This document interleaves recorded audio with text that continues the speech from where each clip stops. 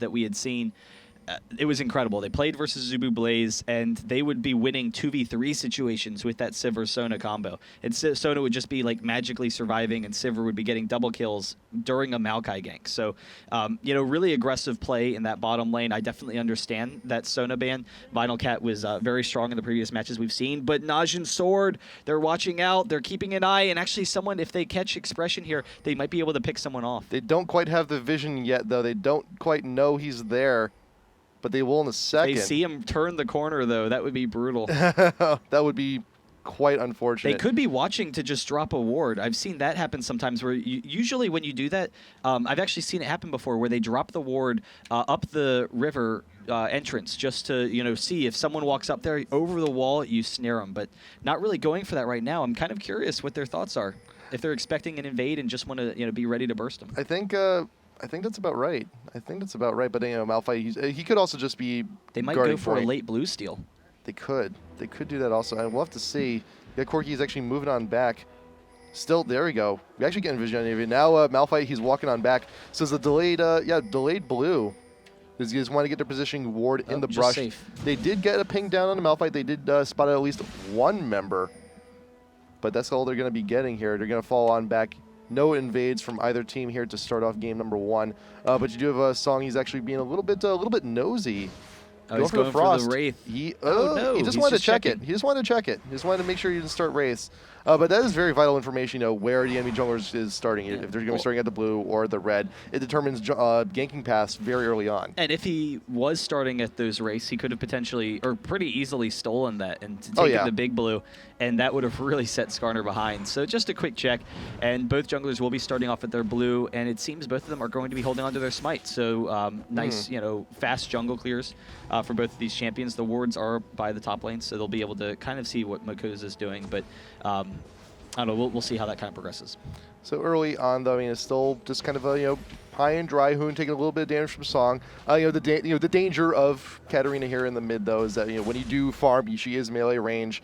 Can only do so much farming from distance. The bouncing blades. I mean, early on, don't do a whole lot, but you still got to be careful because just a point blank stun from Anivia can hurt quite a bit. Well, but we had seen Song play versus Katarina before in the group stages, and it's an interesting matchup because Anivia tends to have the advantage, and Song played Anivia in that matchup as well. Anivia tends to have the advantage in lane. You know, Katarina's not the strongest laner, but you can use the Katarina mobility to try and harass Anivia and dodge, you know, the Flash Frost and whatnot.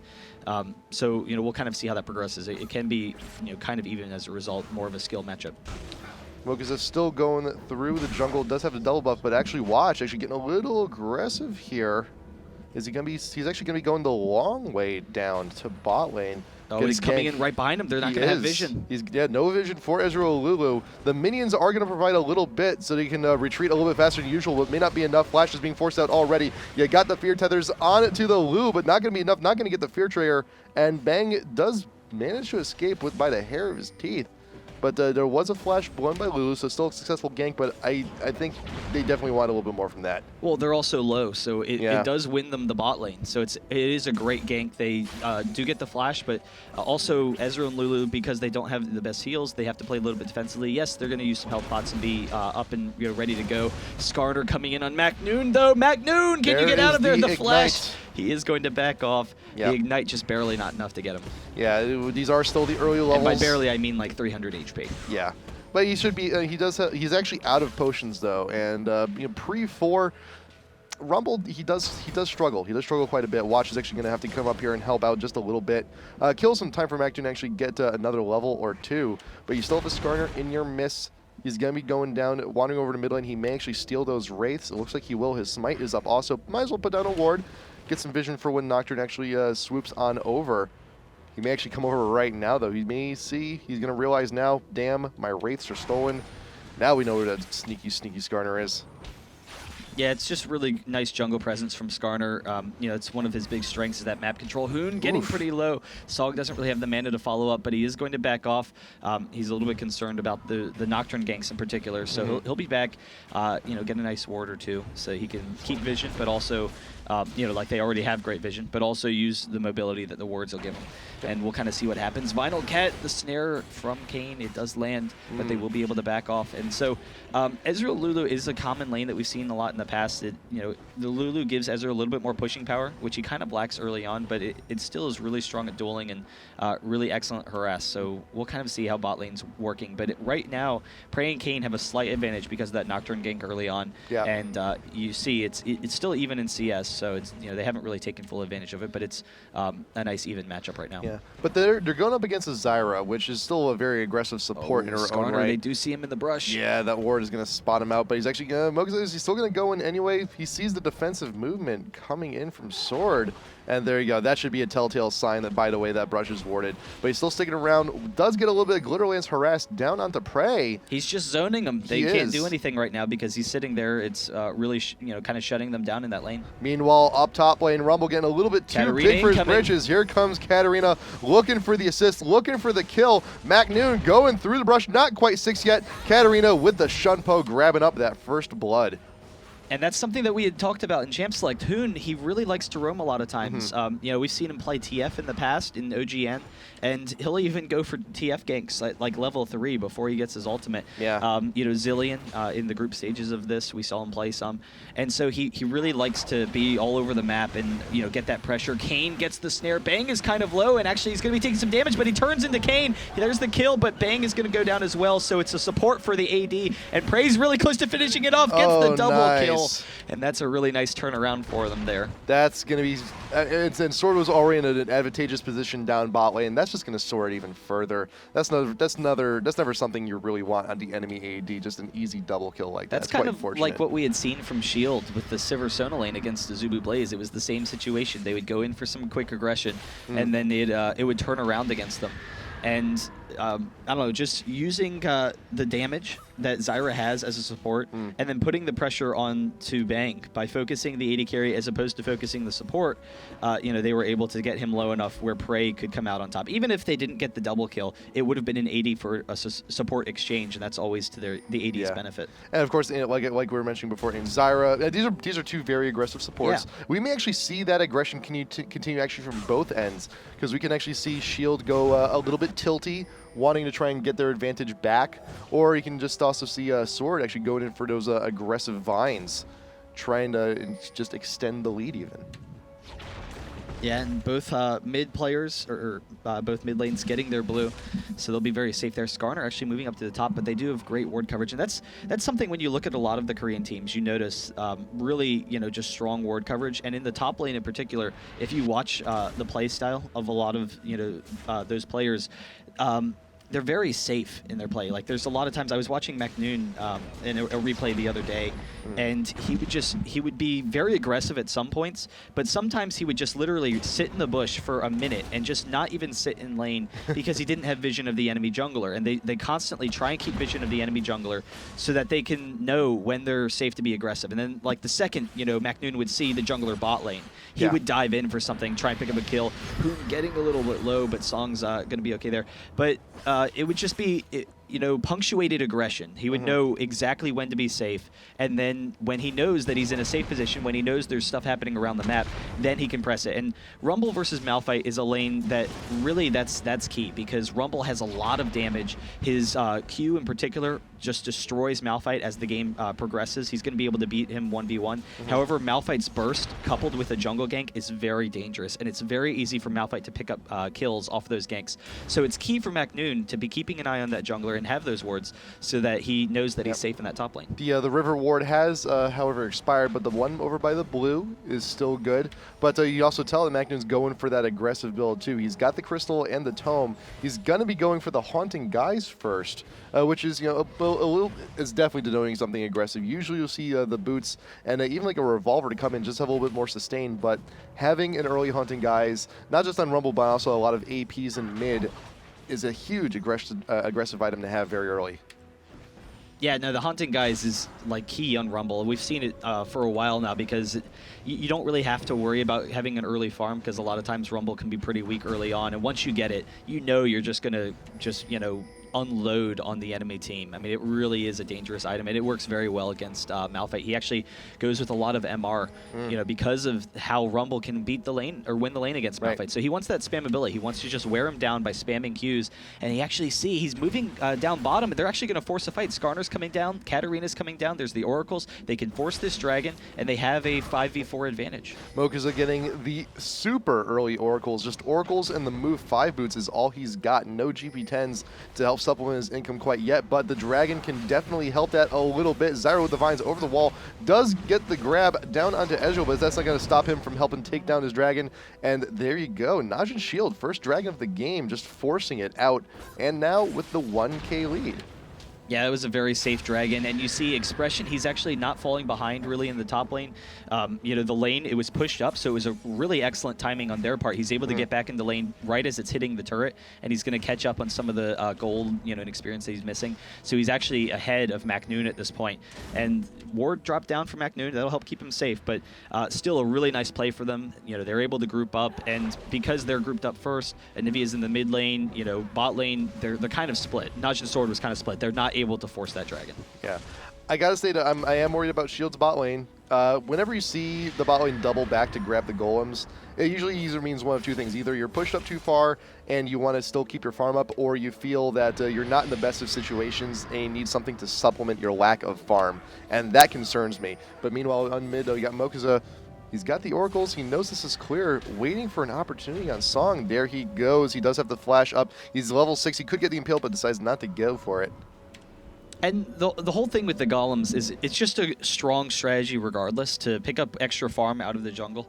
So it doesn't necessarily have to be a bad thing, but you're right in that this situation, they're falling a little bit behind Corki. Prey, because of the double kill early on, he's a really strong situation. Bang, having a little DC issues, so it seems he's okay. But so because Prey had the slight lead, they can maybe be pushed out of the lane. So they really just wanted to wait for a second. The flash, Mokuza, he has the follow-up, the pullback into Katarina, has the quick damage. They're going to egg him right outside of the turret. Hoon just barely being able to keep outside of that turret. Sure it's close. Very close. Oh, is it going to be enough? You still got bouncing blades. There you go. Skarner with the kill. That was very well earned. Meanwhile, bot lane, you got the exhaust and the Nocturne ult down onto the Lulu. The wild growth is not going to be enough to save. And Ezreal's left to his own devices here. Wonderful gank coming in from Nocturne, coming in from Watch. And a level 1 ult at that. He was just right there at the towers like, hey, I'm going to come on in. Whoosh. Gets a nice quick kill, and also a lot of damage going there down onto the mid-tier 1. Not going to kill it outright, but you're going to get it down to half at least. Yeah, and Rumble actually coming down. Maybe he was going to ult over the wall, but he's actually just going to steal some wraiths, so he's going to be able to take that. But the bot lane, because of the early lead on Corki and how much damage they have, Lulu as a support, she has a lot of strength. She's really strong at dueling. She's strong at pushing. You know, she has some nice CC and everything. But she has a big lack of mobility. That's the biggest issue with Lulu is the fact that it's easy to catch her out of position. So when they're pushed away from their turret, it's, you know, the long lane, it's difficult for Lulu to escape, particularly with the Nocturne gank coming in. So they take advantage of that. So that's a really, you know, key element. And it's allowing Corki to pull ahead. So it's even gold right now as far as CS, but 3-0 for Corki. That helps combat the dragon advantage that Ezreal had, but that's definitely going to be nice. And Corki has a decent amount of, I mean, has actually probably more or significantly more damage than Ezreal at this point. You know, I mean, clearly now, but I'm saying, like, in the game in general, after the nerfs to Ezreal, the mid-game, you know, Corki's a very strong champion. I wouldn't be surprised to see Corki become the #1 played champion shortly. Yeah, Corki, not to mention Corki, he does have that damage with the true damage. True damage and magic damage. He just has everything. He's got everything you could ever possibly want, plus an airplane. Oh god! Plus an airplane. That's the bonus. He's got so much damage, and he's in an airplane. What more could you ever want? Ult from Rumble actually going down fence. Just wants to keep Expression off him. It was a bit of a little odd, but he did have Nocturne actually up there. Also, the ult was not up. Could not actually go in for the gank at that time. Would not be prudent right there. But Mokuza actually sneaking on in to the top brush. Still, the Oracles knows those bushes are clean. Don't think he was spotted up there either. MacNoon could be in danger. The ultimate from Skarner is definitely back up. In danger. If they push into him, then you know they can maybe take this under the turret, and that's why Nocturne's coming right up, because he knows MacNoon is in danger because he's just a little bit too weak. It's a really nice job from Najin Shield so far to, you know, kind of bully him around, and Expression's doing a great job, particularly since Rumble has enough damage to usually beat Malphite. Oh, Cat's coming up as well. They're really forcing this. This is going to be a big mess. Malphite ult going down right onto tower. MacNoon going to be dragged away. away. Mokuza looking for more damage. Hoon going to be coming on in for the kill, and Watch just has to sit there and watch it all happen. They dropped him really quickly. There was nothing he could do, and his ult was down too. Rumble is a very squishy champion. That's one of his weaknesses is that he's you kind of play him as a range, but he really is a melee champion. He's kind of squishy for that, and that's going to allow Expression to come ahead. Anivia is coming down bottom, but I think they might have spotted out Song, so they do ping him for a second. They don't have any vision in the wards, but Katarina and Skarner are following. Song might be putting himself in a really dangerous situation here, but there's the snare. They go in on Vinyl Cat, the Flash Frost over the wall. They pick up the first kill. One more attack from Prey, but it's still a 3v3. There's the Ezreal ultimate, and Mokuza and Katarina coming in from the side. Egg is not up on Anivia yet. This could be really bad. Down to half health. Corki after he left behind, flashing out of the way. The shutdown coming in from Ezreal, but Zyra ult popping up everyone on shield, but that is a double for the Ez. Zyra passive, not going to be getting anyone, but there would have been no kills with that anyway. And Song Anivia has to be left to her own devices, but Hoon going to be edging her out, finds her in the river. Runs the other way, has to get back to base. Great awareness by Shield, and that's the kind of mobility that we've talked about with Hoon and Mokuza having that map control on Skarner. Why Skarner is such a strong champion, even with the nerfs to his Shield, which a lot of it is the movement speed. The Rumble ultimate, Macnoon chasing down Bang. He actually can't grab him. Can he get the harpoon? That's the question. He flashes for it. He gets the ignite. That's the kill. Nice. So he picks up Ezreal there in the lane swap. So that's a nice situation for him. That was interesting. That was a very interesting kill because they had the other brush. They had the other brush warded. Yeah. They saw that he didn't actually leave the brush. It's like, well, there's only one place he could possibly be. And fortunately enough, he has an ultimate that covers roughly the size of that entire brush. So he was going to get the damage to keep him from recalling no matter what. Just really interesting exchange. Yeah, and it was a great opportunity for Macnoon. So coming down as the Dragon's coming up, he wants to be able to support his team, but he also picks up on some extra farm. The Ezreal being there, that was just a bonus. He got kind of lucky on that one. He was like, all right, I'll take it. All right. So that was definitely a nice play on his part. But they really have to be concerned with the early advantages that Najin and Shield have built up. It's very minor right now. It's a 2K gold lead, but they have a very strong mid-game team. They have the initiation from Expression. Mokuza can single off someone. Ezreal, he's going to be safe in the backline. Like, there's no way for them to shut down the AD. And then Hoon, if Hoon can, get off a kill or something like that, that's going to be ridiculous because he's very close to being able to get a full ultimate off because all they have really is Anivia to try and shut down Hoon. This is a very tricky dance. You got the Flash Frost going for the stun right in front of Dragon. There is Nocturne actually with the steal coming on in. Wants to get the damage. Hoon doing plenty with the ultimate. Also does have the wild growth. The slow going to keep everyone from going away, but that is Malphite. Mokuza barely surviving. Mokuza with that wonderful flash, but Mactoon is now trapped though. He did use the flash earlier to grab that kill, has nowhere to go. Katarina picking up that one. Kane, will he be able to get out? There is limited vision here. Just pick a brush, you might be able to get Oh, there wow. you He they almost could have followed up. He had the Mystic shot. Very well done. Very well done. At the very least, it's going to delay Kane from actually getting back to lane to defend anything. But this is right now. This is Shield. This is Shield's time to do something better with their lead. They're doing great in nearly every lane, and now they've actually overtaken in gold in every lane. They have an advantage. They can press even more. They can take down his bot tier 1. Katarina Hoon actually returning, going back to base first, getting the Abyssal, which is going to be huge for the increased damage. That's going to help out Malphite a little bit too, because Malphite's also going for the Haunting guys. Interesting.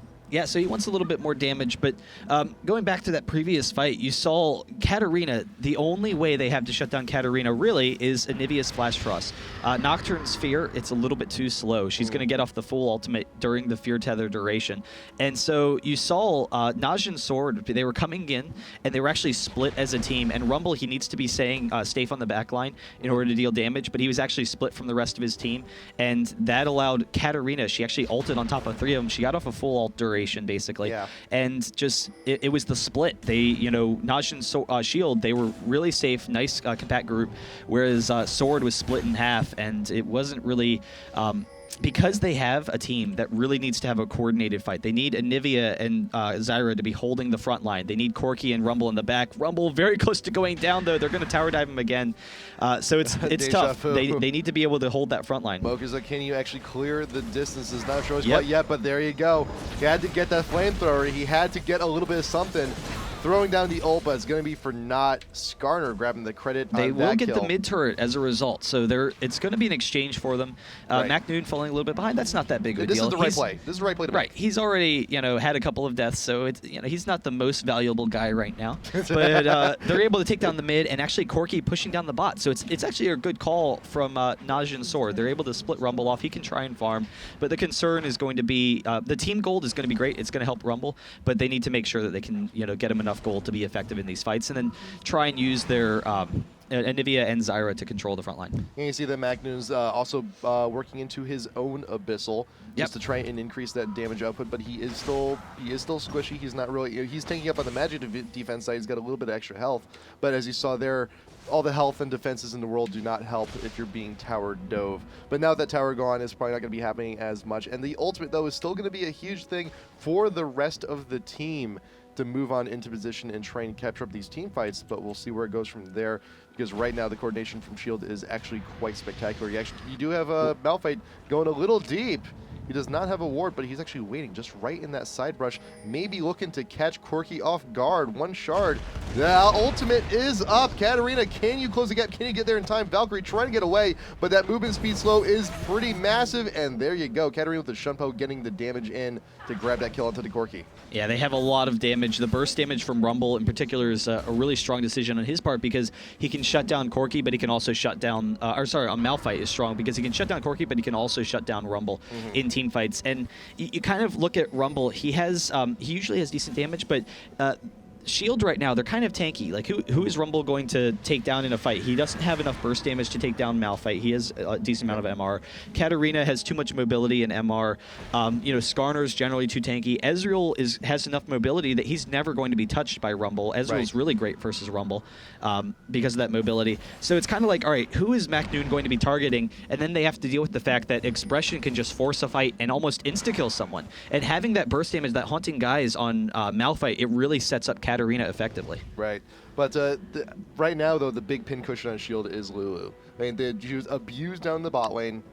And even then, though, even if you do take around those fights, and she does have great team fight control with the slows and everything, but really what she's there for is the ultimate, get that off onto someone like Katarina or Malphite to keep everyone slowed. So even if you do get the kill on the Lulu, she's already done the damage she needs to. Yeah, do you think Lulu cares when she has a 4-0 and 4 Katarina if you're targeting her? No, she accepts it. She would, gladly accept that. That's the ideal. That's the ideal situation. Take out Lulu first, be the big target. It's like, look, if only there was an item that's like, focus me, like a big, kick me sign on you. And you see that actually the AD carries, they've basically evened up. Corki, he has a little bit more gold from CS, but actually the team gold for Ezreal has allowed them to be very even. You see, it's basically even, but Corki actually put some gold into the magic resist because he was concerned about the Malphite pressure. He was concerned about the Katarina, and that's going to allow Ezreal to be safe to buy some more damage items. They are grouping up. They actually might be able to grab someone here. It's very close, but so Ezreal, he's in a great situation. They need to rely on Prey a lot for the damage in team fights. Watch is going to be insignificant. He's going to be too squishy to go in. Like he'll die almost instantly. It'll be about Zyra or Anivia picking someone off for Prey and Macnoon. There's vision on Expression. Oh, Macnoon, back off! Macnoon, he's in a bit of trouble, but Expression, he wants the big kill. He wants all 4 there, but Macnoon's going to get changed out here. He knows he has to get to tower. He knows he's alone. But here's the split. Najin Shield has successfully split sword. They can actually go down, grab the dragon, force engage there before Macnoon ever gets in town. And it's funny, Expression, he could have easily ulted there and killed Macnoon with his team.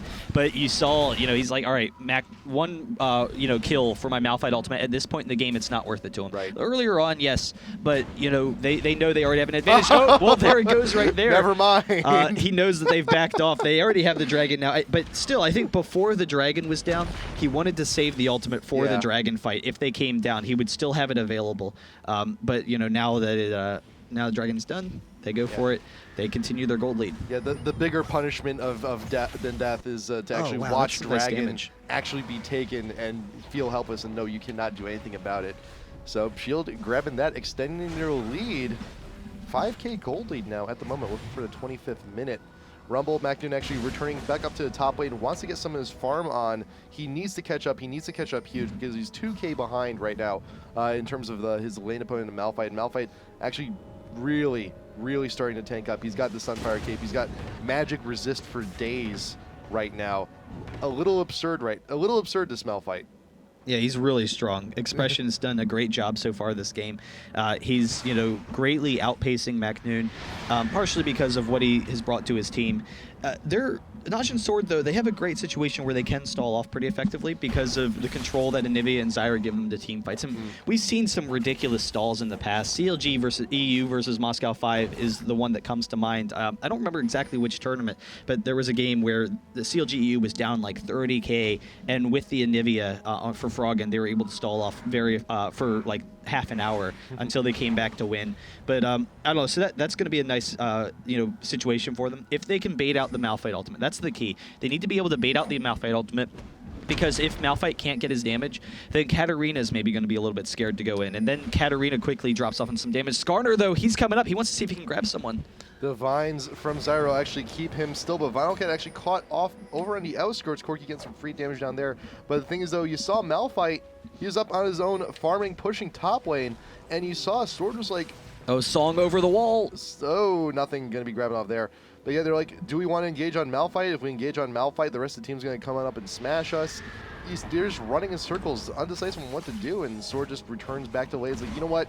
We can't fight this. We have to let them have our jungle now. And also, when you saw all of S.H.I.E.L.D. go on their last back, I think I counted up something like in excess of like 12 wards bought collectively by the entire team. They're looking, they want the coverage, they want the vision, they want to know exactly where Sword is, where they're having lunch, what they're having for lunch, what they're drinking, who they're with. They want to know everything so they can get those kills. It smells like meatball sub, but $5 footlongs, man. they have great ward coverage, like you said, and. Yeah. The concern is they want to, right now they have a gold lead. They want to be able to force the right fights, and they don't want to allow anyone to get picked off. Watch, even though he's not going to be great in team fights right now, he's going to be very strong at picking people off. So if Anivia just gets a random flash frost on someone walking through the jungle and then watch, ults in, they'd be able to get a kill really quickly. So, they definitely don't want to risk that. You see S.H.I.E.L.D., though, they're baiting it out. There is a ward in the Baron pit, so Sword's pretty safe. They're like, okay, we don't see him anywhere, guys, and we don't have vision in our top jungle. We have to just assume that they're there right now.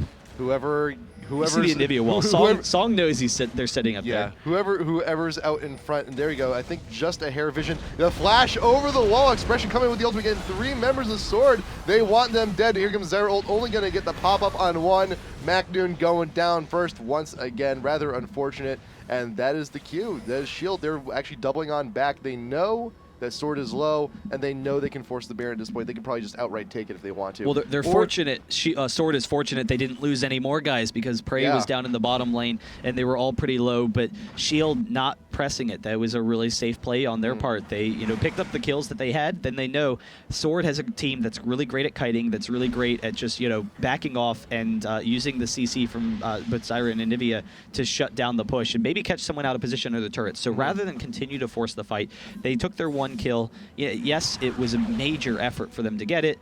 Yes, Macnoon, he's not worth the most right now, but it's continuing to set Rumble further and further behind, and it was a very safe play. They didn't, extend themselves. Yep, and also, I'm just thinking about this too. This is also a very big AoE-oriented team, actually, coming from Sword. Also, you got the Anivia ult, you got Corki, you got Zyra.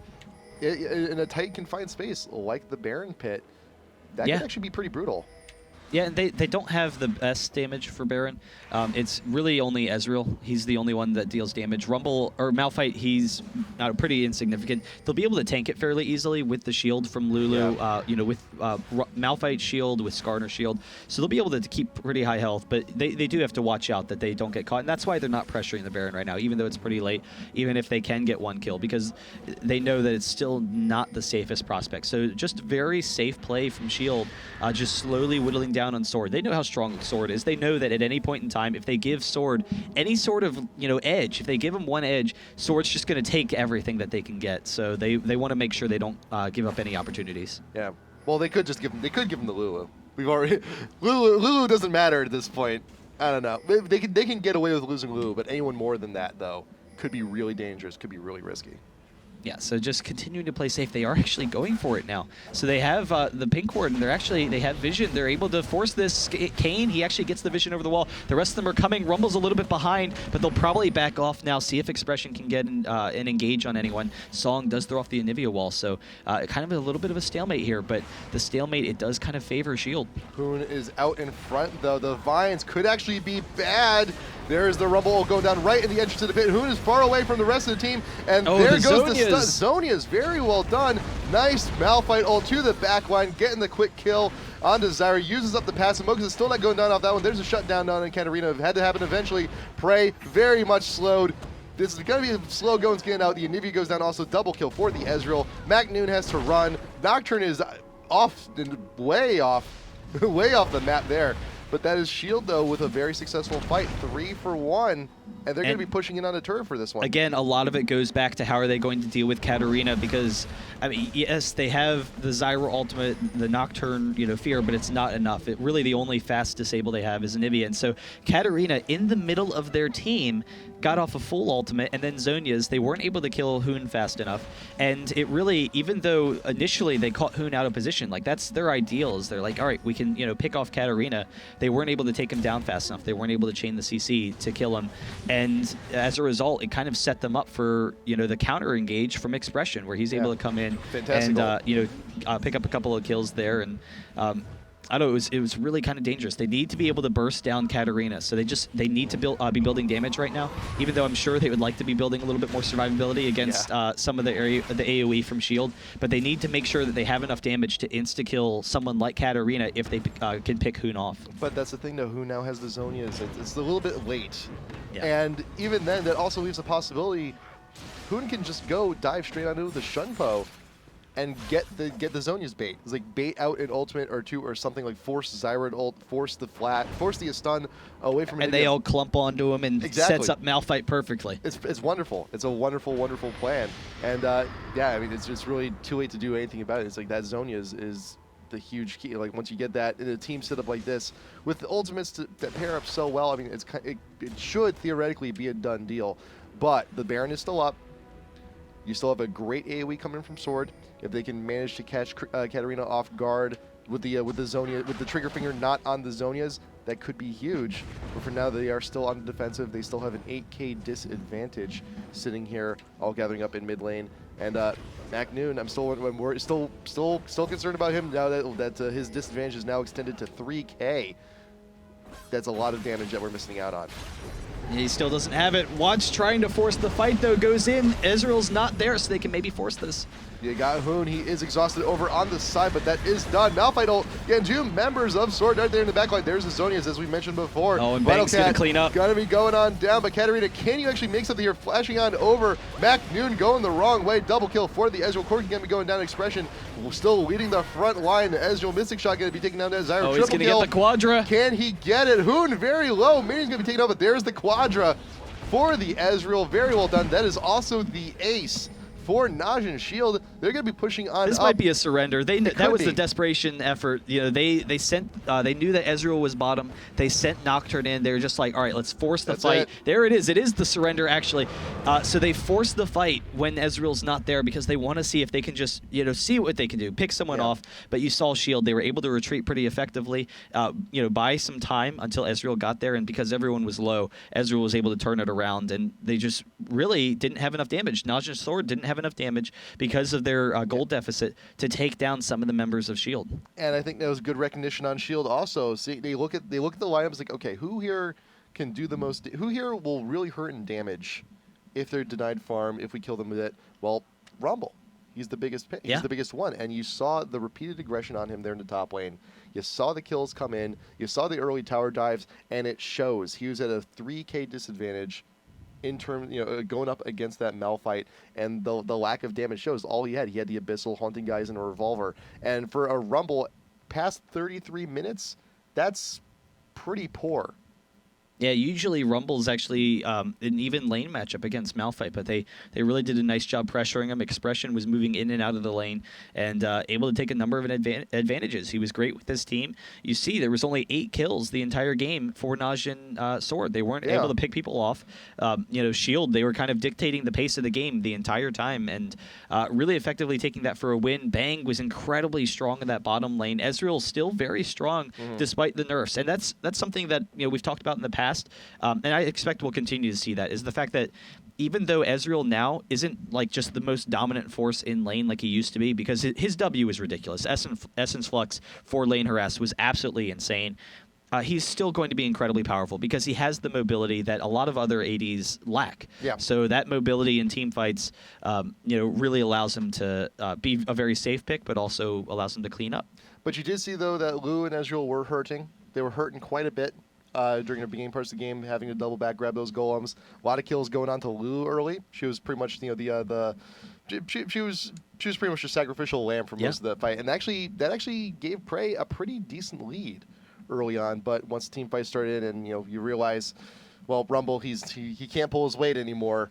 The team fights just ended up going into Shield's favor. Here we go, game number 2. Going to be coming up in just a little bit. If Shield takes this next one, they'll actually be moving on to grand finals. If Sword wants to stay alive, they got to win. We'll be back in just a little bit. IPL5 Korean qualifiers continue right after this.